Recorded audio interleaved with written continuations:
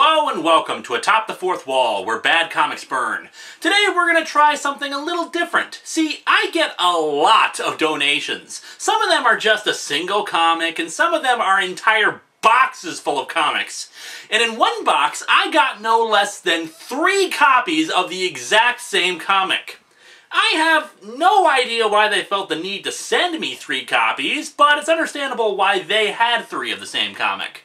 As I've said in previous videos, the early 90s gave rise to the speculator market, where comic prices inflated and people believed that any issue 1 was going to be an instant collector item that needed to be preserved in an airtight mylar bag and sealed in a vault so that its appreciated value would make them rich. This was also called, "You are a dumbass and know nothing about economics." This is especially true when we consider that a short time before I released this episode, the 2 comics that featured the first appearances of Superman and Batman both went for over $1 million each. But that's the thing, it's Superman and Batman. Even if you've never read a comic book in your life, they're both a part of pop culture and are enduring aspects of it. Most characters in comic books don't get that luxury, and certainly not anything created in the past 20 or 30 years. Few copies in decent condition of Action Comics #1 or Detective Comics #27 still exist, so of course they have value. But the hype machine in the early 90s was on full drive, which brings us to today's subject. Ladies and gentlemen and others, this is the highest selling single issue of a comic book in history. X-Men #1. The total sales figures seem to vary depending on where I look, but somewhere between 8 and 12 million copies were sold. Just to put that in perspective, the estimated top-selling individual issues of comics for both Marvel and DC for January were Siege #1 at 108,000 copies, and Green Lantern #50 at 106,000 copies. And even then, Siege is an event comic for Marvel, and that's not only an anniversary issue of Green Lantern, but a tie-in to their Blackest Night event. Yeah, bit of a difference in numbers, isn't it? You're probably all wondering where I'm going with this. Well, upon receiving 3 copies of the best-selling comic of all time, I had to wonder, is it really that good? Well, let's dig into X-Men #1 and find out.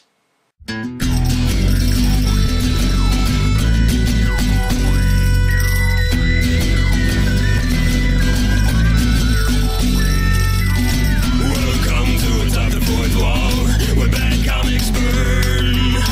Linkara's gonna teach you all a lesson you won't learn. Brodsky, you're not the smartest. Life out, you're not an artist. Anyone who's had a bad comic published, it could be your turn. Linkara, he is a man punch, wears a birdie hat. Linkara, he has a magic gun. Where'd he purchase that? Linkara, coins, robots, Amazon and trucks. Linkara, this comic sucks. Linkara. X-Men, X-Men, it's today, X-Men, coming your way. Magneto's hordes are on the way to What really contributed to the sales success of the comic was the cover, or rather the covers. What you're looking at here is a 4-part cover, meaning that if you wanted to get the full thing for a display or something, you needed to buy 4 copies of that comic. Taken together, it's a fairly standard group shot, but well drawn and dynamic. Well, except for Magneto, who's just looking at the reader and holding out his hand as if to say, "Give me your money!" However, individually, the covers aren't all that great. A few characters fill up the space and to look badass and ready to charge and all that junk. Also, everyone, and I do mean everyone, is suffering from Youngblood's disease, with their eyes replaced by blank white holes. Well, except for Cyclops, but that's to be expected, what with the laser eyes and all. We open in space, or to be accurate, near-Earth space, on the shadow side of the Terminator. A space shuttle is under attack by another space shuttle. Yeah, little known fact, NASA loves to have dogfights just outside the atmosphere. It's why they keep losing funding. This is actually a really good example of the head-scratching nature of technology in superhero comics. Sometimes they have space shuttles with laser weapons, or giant robots with stun burst and etc., and other times their tech level matches what we've got today. I really wish editors would just get together and figure out if their tech is futuristic or if it's like our own. Anyway, the lead space shuttle is trying to locate Asteroid M, the home base for Magneto. Though this is actually the third version of Asteroid M, this one being in geosynchronous orbit of Earth. The previous two were... Oh yeah, by the way, I finally fixed it. The people being chased, called the Acolytes to save us some trouble, managed to destroy one of the pursuit craft, who are Russian by the way. The Russians get ready to open fire, but suddenly all their ships are blasted apart by Magneto. I am rapidly losing interest in whatever you choose to do on the Earth's surface. Despoil the environment, slaughter yourselves to the last child, I no longer care. As long as I have uninterrupted satellite TV, I don't care. But I refuse to allow you to export your penchant for violence to my very doorstep. And if you've come to tell me that my kids are doing each other, I sadly already know. Reference to a previous episode of my show, plus an alternate universe. Magneto plans to just send them back to Earth, though how he plans to do so isn't clear, since I'm pretty sure his mastery of magnetism doesn't work from several miles away, or else he would have defeated the X-Men long ago. However, the Acolytes say that they're mutants like him and wish to aid him in his quest to protect mutant kind. The Soviets contact the USA, since it was their shuttle that the Acolytes stole, and coordinate their plans to attack Magneto before he can attack them, since, you know, he has a giant rock sitting above their heads that he could probably send down at any time he wanted. Meanwhile, at Charles Xavier's school for gifted youngsters, adult superheroes, and time-traveling children of those superheroes, the X-Men are preparing themselves for a training exercise. Two notes for this. The first is that the artist for this book is Jim Lee, who drew the excellent Batman series Hush, and the not-so-excellent Batman series All-Star Batman and Robin. So while the art is actually pretty decent here, it's suffering from a lot of the problems of early 90s artwork, including a new one that we haven't covered yet for women. This one's called Why Won't My Hips Unsway, named by short-packed webcomic creator David Willis. And while he may have been talking about artwork that was traced from real photos, here it's an example of how we can't have women standing up straight. No, they must cock their hips to the side. Seriously, ask yourself if you've ever seen a woman standing in such a way so that their hips are pushed out so far that they've cleared their shoulders. The other thing to note is the costumes. I mentioned back in my Uncanny X-Men review how much I disliked the uniforms they were wearing, and this team is an example why. As a personal preference, I have never been a fan of matching uniforms. Sometimes a team can pull it off, like the Fantastic Four, but superhero comics should be colorful and unique. So while the team still has the X motif going for them, they each have individual patterns, colors, and looks to them. It also helps that I'm being nostalgic for the 90s X-Men animated series that introduced me to the team, which used these designs. Though the one downside to this team is that Wolverine is wearing that ugly brown-colored version of his outfit. Anyway, the training exercise is simple. Two teams invade the mansion and try to capture Professor X. Xavier himself is lamenting how the world still seems to not embrace tolerance and peace and all that hippie crap, and wonders, with the recent death of some of their members, if their peaceful world can ever be achieved. You know, character stuff. Rogue and Iceman, you can be my wingman anytime, are the first to attack. Of course, the School for the Gifted has missile emplacements and other high-tech defensive weapons. As an aside, how the hell did Xavier pay for all this stuff? I don't think they give Pell Grants for this sort of thing. Mr. Xavier, we were just looking at your proposed budget and we had to raise an eyebrow for the missile defense system? And what's this about laser trip mines to defend your telepathic locator system for finding mutants? We're very strict about our school's no alcohol on campus policy. Rogue, of course, is capable of giving an entire monologue to herself as she evades the missiles. I like this idea better. I call it Return to Sender. This time I'm going to put it right in her hand, and if it comes back the very next day, then I'll understand. With the missiles out of the way, Archangel tosses Colossus through the window right to where Jean Grey is protecting Professor X. However, her telepathy manages to knock Colossus away. Down below, the other team goes the low road and tries to enter the mansion via the sewer system. However, they're confronted by a group of yellow robots. And what's this item here about sewer-based robots? Look, I just felt that their education would be aided if they had sewer-based robots. For, you know, learning and stuff. While Wolverine and Psylocke take on the robots, Gambit manages to get into the mansion. And considering he's coming from the sewers, it makes perfect sense that he drops down from the ceiling. With a speed that defies description. Except for, you know, that motion arc that we can see drawn. And a smile guaranteed to melt the fiercest heart. It doesn't work on a cold-hearted. I love how in some older comics they felt the need to really spruce up the prose when it came to the idea of throwing a playing card that explodes thanks to his superpowers. With Jean knocked away by the blast, Gambit takes a moment to kiss Jean full on the lips. And she blows up. Geez, I've heard of explosive kisses, but damn! Actually, both she and the professor were robot decoys that I guess were programmed to explode when someone kissed them. Wait a second, if they were robots, how the hell did they use psychic powers against Colossus? Mr. Xavier, this list is starting to get a little ridiculous. Exploding robot duplicates? Look, sometimes I'm sick and I need the day off, but I can't find a substitute, and sometimes the kids can get a little rowdy, so I stuff them with TNT to teach them a lesson. The real Jean Grey laughingly suggests to her husband that she could kiss him anyway, and Cyclops responds with, "Oh really? When next the opportunity presents itself, remind me to drop a truck on him." Cyclops, a big truck. Cyclops, a really big truck. Cyclops! Cyclops, how dare you engage in good-natured ribbing? You're supposed to be an asshole! Wolverine comes up through the floor and puts his claws up to Xavier to indicate that he won. However, Cyclops is back in his jackass mode and pulls Wolverine's arm away, berating him for being so careless with his claws considering how dangerous they are. It's also revealed that they were actually in the Danger Room, which is now basically a big holodeck, which of course brings up all the physics problems from that little bit of Star Trek tech, but we'll ignore that for now. Later, Nick Fury contacts the X-Men to inform them of the situation with Magneto and the Acolytes. The team is split, with some thinking that Magneto is planning something evil, while the other thinks he just wants to be left alone. See, it's because Magneto was once a good guy, leading the team in Xavier's absence when... I mentioned it once before during my top 15 worst heroes becoming villains. Now you shut up or else I'll reprogram you like your predecessor! Xavier tells them that they need to be prepared in case Magneto has gone bad again, and has the team split up and get ready to launch an attack on him if they need to. Up on Asteroid M, the Acolytes and the Russians aren't happy to see each other, and the Russians are pissed because of the shuttle they destroyed.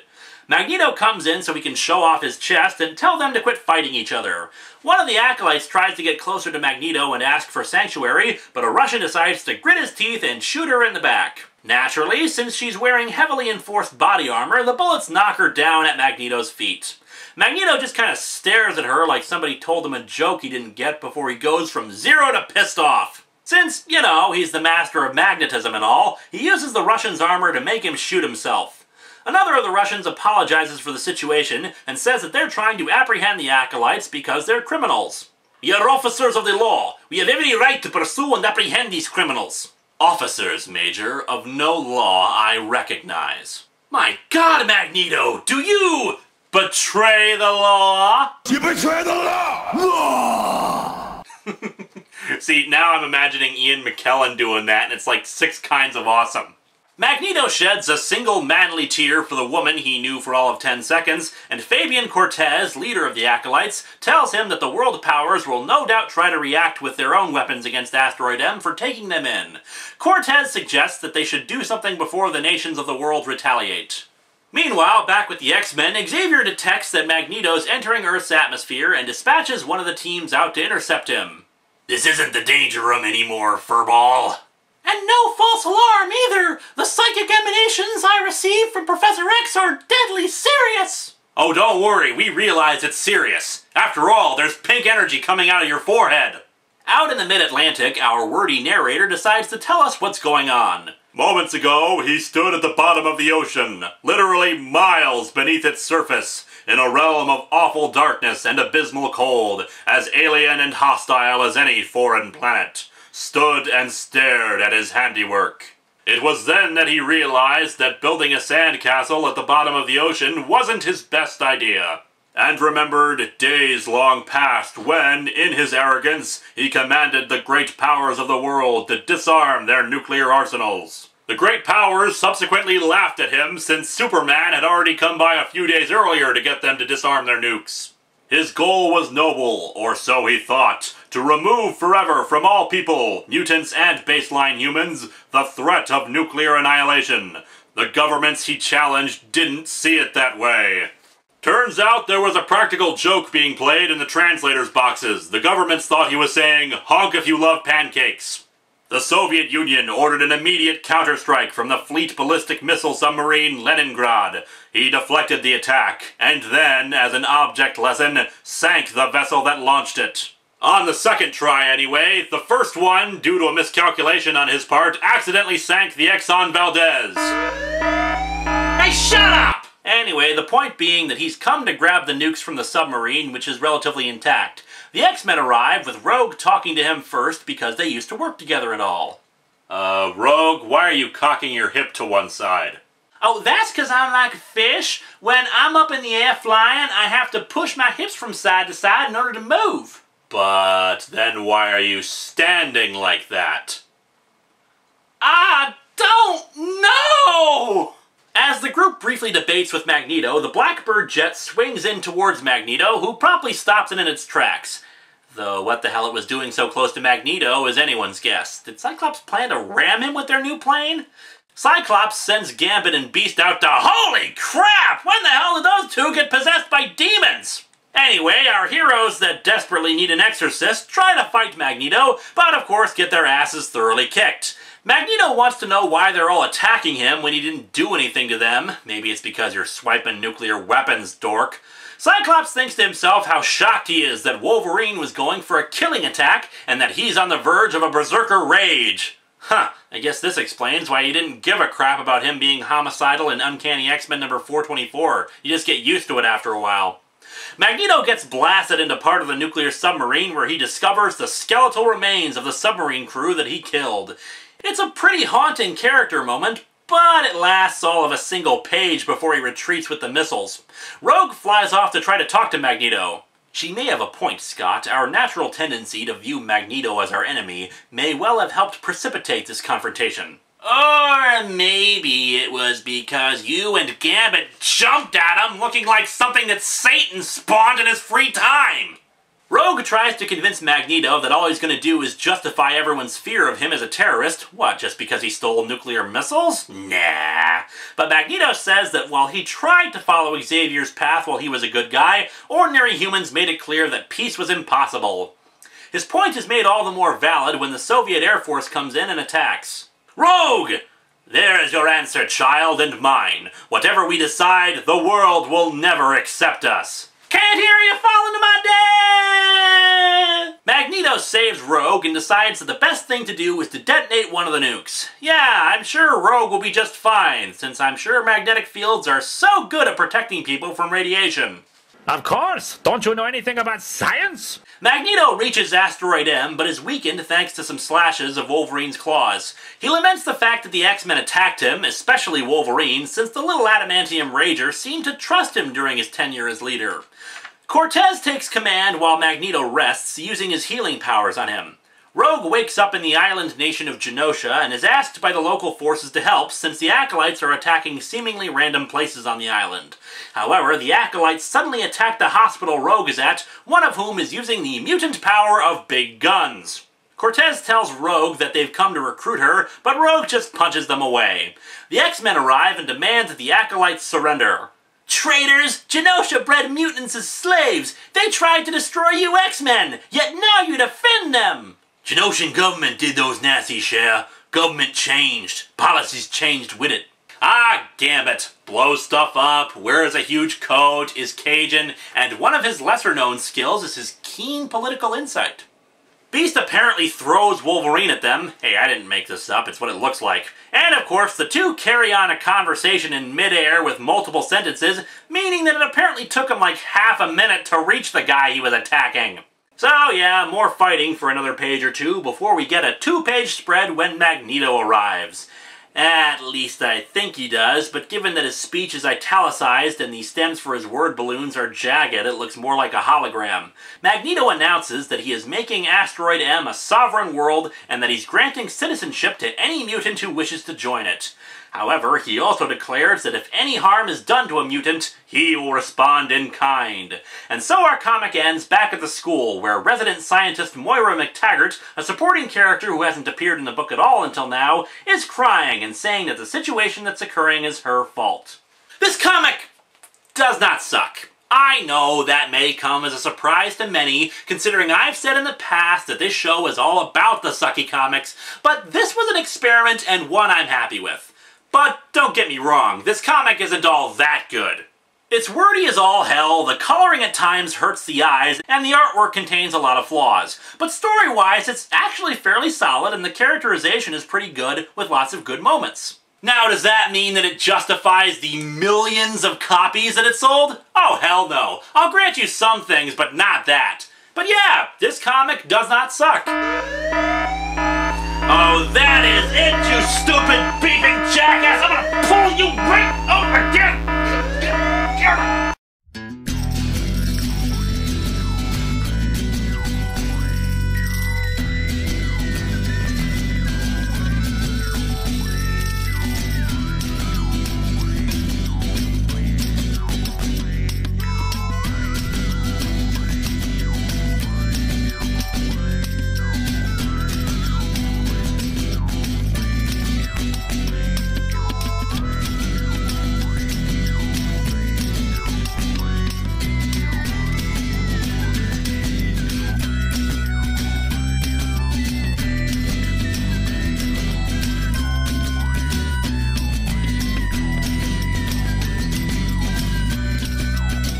And finally, this hover wheelchair.